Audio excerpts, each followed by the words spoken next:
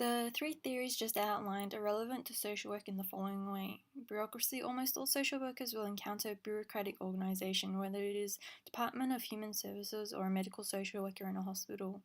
Social workers will generally have a distinct title and be employed based on qualifications.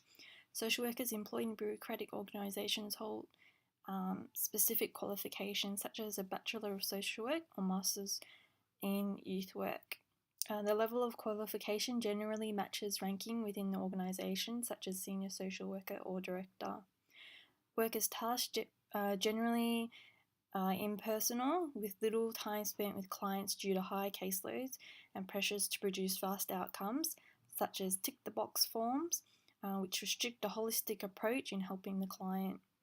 Due to rigid, specialised roles in bureaucratic structured organisations, it can potentially lead to worker burnout from the pressure of remaining efficient in meeting organisational demands for higher output, while also dealing with the non-routine demands of clients, so the formal versus informal.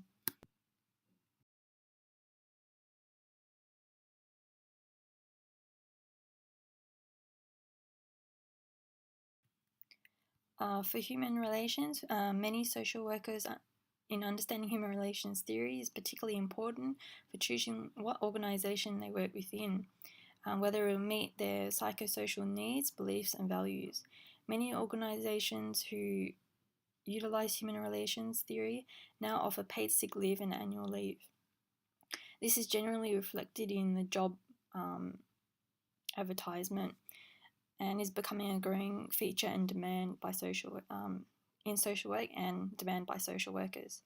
For many of the Australian Association of Social Workers Code of Ethics reflect human relations core principles. It allows social workers to exercise the collaborative relationship with clients and develop a lifelong learning and skill development as opposed to a mundane production process line like bureaucracy.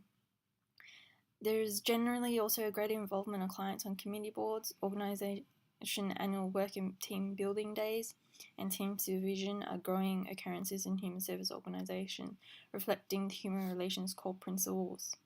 Workers may also hear group speak in statements that project an overall organisation personality, but rather appears as more managerialist and achieving the ultimate goal of fixing clients' problems.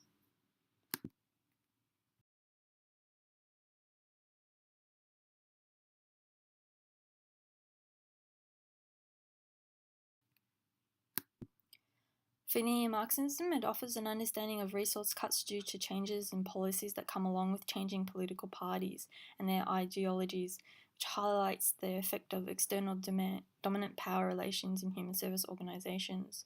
For example, some organisations may receive more funding than others due to political favourability of particular demographic groups, such as offending youth receiving more funding that year over carers.